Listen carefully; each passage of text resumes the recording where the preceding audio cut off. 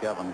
Yes, lovely touch that you, I think, and the ascendancy in these first 10 minutes is going to be vital for both sides, just to get that necessary ascendancy up front in particular. And it'll be interesting to see just how organised and how committed the Australian side will be today, because one feels that they probably wouldn't be able to play as well as they played last week as Joel Stransky gets the kick-off. Gareth Morgan goes very high for Australia, makes a good catch to bring it back on his side. Far Jones, as he so often does, just directing operations back to Campese, who so often takes up the kicking position on defence.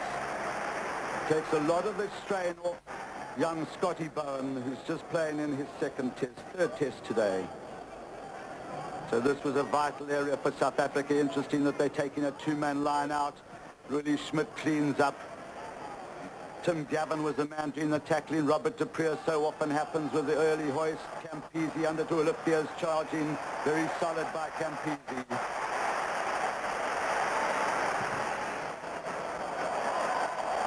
Well played in front of his home crowd. This could be his last test match, and to that of Nick Far Jones. And he will have really enjoyed that punt. You spoke of the line-outs and the importance of South Africa.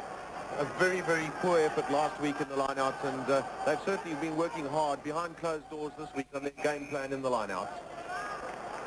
Well, not enough men falling back there. There were too many men in the Australian line-out. Robert de Preer again, looking for space on the far side. This is Roebuck. Roebuck deciding to kick that ball down the middle of the field. Now Uli Schmidt on the charge. He's got Olivia with him.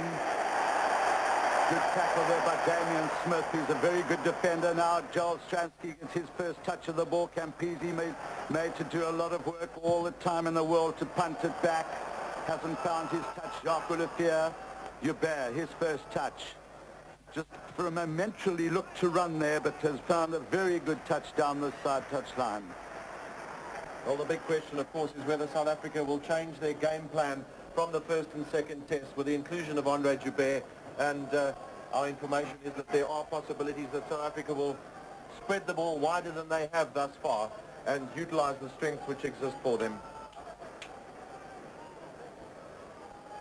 So the first put in at the line out by Australia, Phil Cairns. Gareth Morgan is at the front. McCall gets the touchdown. Far Jones, Bowen.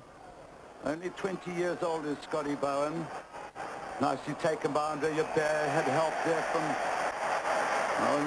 Tian Strauss it was, who was blown up for obstruction. Penalty to Australia. And Tian Strauss, I'm sure that wasn't intentional, just ran in front of André Joubert. There's Joubert with a very clean catch, and Tian Strauss in an unfortunate situation there, just finding himself with that obstruction.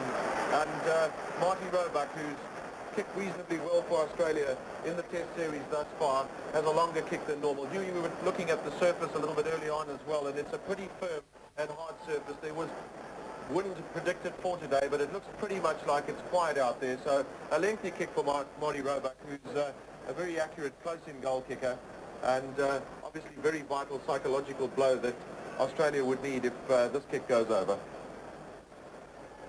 Well, Marty Roebuck, who set up a record in the second test of 13 points. That was the most a Wallaby has ever scored against South Africa.